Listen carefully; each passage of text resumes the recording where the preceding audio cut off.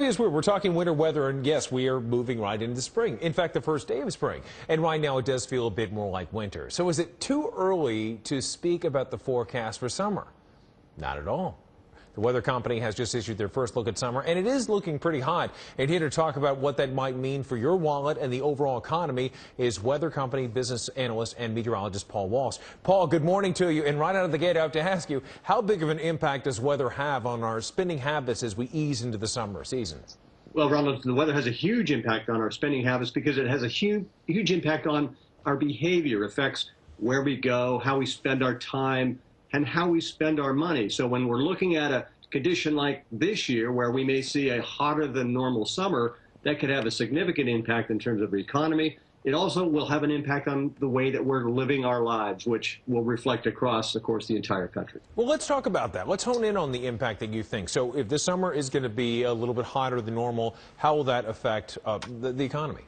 Well, in fact, the weather company forecasters expect that this will be the hottest summer in the Northeast and the Midwest in the big markets since 2012. So what that means is that we're going to have to spend more to cool our homes. It means that there's probably going to be more crime, actually. When you have hotter than normal summers in big cities, it has an impact in terms of making people basically cranky, and you see more of an uplift in crime, which will impact potentially tax rates. So we're looking at possibly a long, hot summer, the first we've seen in a long time, and we're just not used to that. We haven't seen that in these areas. Well, we get a sense of how it affects people personally and certainly socially, but how do businesses prepare for this? How do they use these kind of forecasts to prepare for this kind of weather?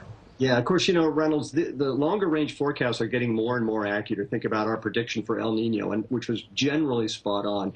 So both governments as well as businesses look at these kind of predictions.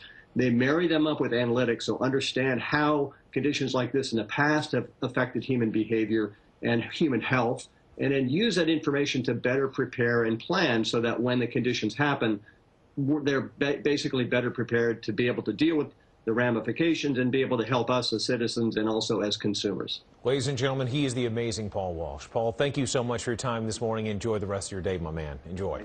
All right, folks.